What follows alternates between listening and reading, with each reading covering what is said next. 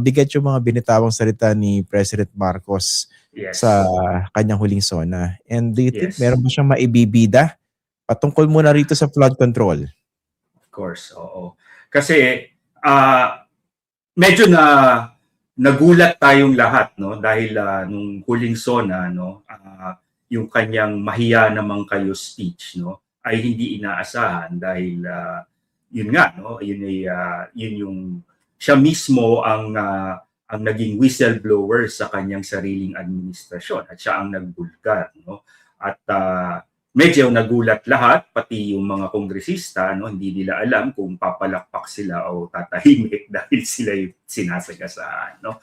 So that was a good opportunity, no, kasi alam naman natin that at that point, no, si BBM after the midterms needed a win, no, kasi sunod-sunod yung setback sa kanya politically, no. So starting with of course yung lackluster results ng midterm elections na kung tutuusin, no, only the second time in the post-EDSA period na ang incumbent, ang administration ay natalo sa midterm elections, di ba?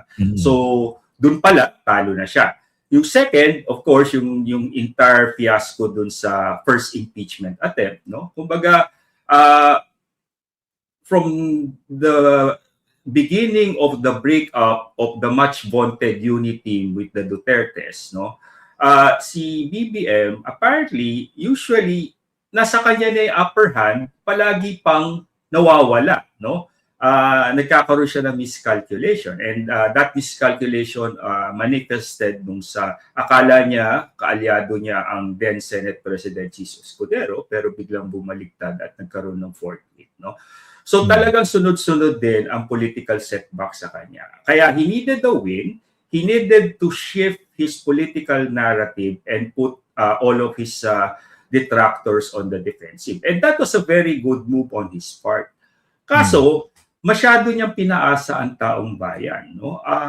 Nung umpisa, no, nagtayo siya ng ICI, naging very aggressive siya sa paghabol sa mga so-called contractors at mga contractors, pero habang tumatagal, no, mukhang naubusan ng gasolina, no, mukhang nawalan ng momentum, no. At again, ang nangyari sa kanya na itong issue ng flood control corruption na siya ang nagbulgar ay biglang naagaw sa kanya ng mga political rivals niya, in of course yung mga Duterte opposition. So flash forward sa kasalukuyan, no, yung issue na siya ang nagbulgar ay binabato naman sa kanya. Dahil yung ICI na binuo niya, no, mukhang kinulang din, no, at mukhang sabi niya may big fish siyang bago magpasko, no, lumipas na ang Pasko, nangangalahati na ang taon, wala pa rin nangyayari. So apparently, no, it is also a symptom of his presidential style, no.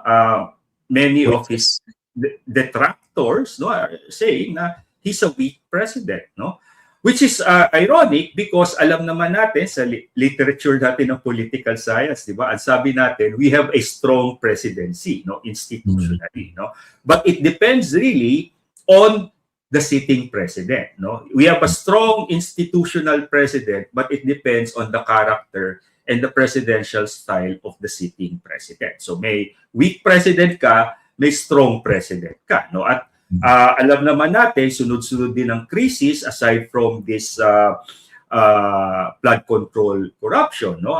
We are in a period na tinatawag nating polycrisis, no. Kumbaga, in the past, ang crisis kasi episodic, no, isa-isa pwede mong harapin, no. So nagkaroon tayo ng financial crisis, nagkaroon tayo ng 9/11, no. So yung sitting president mo can address these issues, no, with the entire backing of his administration. Kaso after the pandemic, buong mundo nagbago, no. Ang crisis ngayon ay hindi na lang multiple crisis or multi-crisis or episodic. Ang crisis ngayon sabay-sabay, simultaneous. At ito yung tinatawag na polycrisis. Now, dito sa period natin ng polycrisis, ang hinaharap ng presidente, no, aside from the flood control scandal, yung matagal nang hindi niya maayos-ayos na inflation, yung livelihood, no? Tapos pumasok pa itong gera sa Middle East. Of course, nagkaroon ng domino effect sa ating ekonomiya, mataas ang presyo ng gasolina, lalong umihirap ang buhay. At hindi nararamdaman ng tao kahit sabihin natin na middle income country na tayo, no? So itong lahat na ito, no, nagfi-feed ngayon sabay-sabay, plus meron ka pang natural disaster brought about by climate change. Lahat-lahat to, pag nag-fuel to at nag-funnel down to the lowest level of society, tingin nila walang ginagawa ang presidente, no? Okay. And this feeds to the disappointment, anger. At pag may disappointment and anger, syempre, no, this feeds to the resentment at madali na itong manipulahin, lalong-lalo na in this day and age of hyper-partisanship sa social media. And it basically favors the Dutertes that are trying to take advantage of every opportunity to exploit. Precisely. Kasi maraming nagtatanong, no, kalalabas na naman itong mga surveys, no, na despite everything that has happened, no, itong ratings ng Pangulo, no, has reached a dismal double-digit negative, no, ka-level na niya si GMA, no. At least si GMA, during her time, despite multiple crises that face her administration and several coup attempts and even impeachment attempts, no, she had a strong hand in, using the state machinery to defend her political position. Kaya siya nag-survive, di ba, despite all of this. Ang tanong, ito bang si BBM has that same, no, political will to withstand, no? At meron pa ba siyang political capital enough to withstand all this assault on his administration? Yan ang dapat niyang sagutin sa Lunes, no? Kasi ang inaasahan natin, no, wala siyang mare-report. Kasi based sa mga news accounts, no, out of his 53 priorities sa kanyang led up nitong 20th Congress, sa unang parte ng 20th Congress, isa lang ang naipasa, no? At mukhang yung iba wala, di ba? So kung ang State of the Nation address niya ay katulad pa rin nung naunang tatlo, no? Wala siyang mare-report, no? Dahil nga hindi naman naipasa halos lahat ng kanyang legislative agenda. So ang kailangan niyang bigyan tugon, no? Unang-una, crisis management, no? Kailangan ipakita niya na despite all of this noise, no, despite all of this political crisis that's happening, despite all these economic challenges, no, he should borrow a page from the playbook of Fidel V. Ramos, di ba? Remember, nung panahon ni Ramos, kada may crisis, anong una nating nakikita? Siya. Sino una nating nadidinig? Siya. At ang sinasabi niya palagi, everything is under control. Apparently, we've never had that president since FBR, no? Halos lahat na sumunod sa kaya, mukhang hindi ganung, di ba? Kasi dapat role yan under a presidential system, no? That is the role of the president, no? To be the voice of, to the soothing voice amidst any crisis, no? And to assure the citizens, the public, that indeed government is on top of the situation and everything is under control. That's only one, no? The second one is may plano ako, di ba? Hindi lang sa everything's under control, alam ko ang gagawin at anong direction natin. So apparently we have not been hearing that from this president, no? Okay. Yung binanggit niyo din, no, sana mas maliwanag sa mga kababayan natin yun, no? Yung sistema natin talaga napakalakas ng presidente under our current system. Pero syempre, nag-a-apply pa rin yung management principle na opposition is only as strong as the incumbent. So depende kung Precisely. paano siya wini-wield. Ito po yung gusto ko himayin, no? Yung Oh, binanggit niyo na yes. polycrisis. Okay? Parang Yes. nakita ko, part yan ng lecture niyo, no? Nakikita ko in social Oo. media. Pero interesting yung Yes. polycrisis. Pero ito yung point ko lang din, no? Of course, we Mm. understand na sanga-sanga yan, magkakadikit yung problema sa ekonomiya, tapos na dumagdag Yes. pa itong problema sa Iran. Pero there are certain Yes. things that can be construed as basically under your control. And that's what I want to Yes. talk about. Example, Yes. ito po political reforms, no? Yes. Yung pangako Yan. niya na magpasa ng batas laban sa political dynasties para Yes. reformahin yung yung party list law natin. Yeah. That's one. Yes. Una pala, no? Tapos ito yung sa flood control. Yes. Pwede mo namang sabihin na di ba? Dahil binanggit niya yan, I Yes. suppose he had a plan moving forward. Oo. Hindi naman Yeah. siguro siya magsasabi na mahiya naman kayo na hindi niya na-anticipate na, teka muna, komplikado Yes. itong sistema na babangkain ko, baka hindi ganun kabilis makapag-deliver. Kasi nga Yes. ngayon, Friday na ilan lang yung Yes. pwedeng ibida sa Lunes na napakulong niya. Oo. Si Jinggoy, si Bong, At si tapos, Marcoleta. na wala namang kinalaman sa flood Sa control flood yung control. pagkakakulong Yung niya.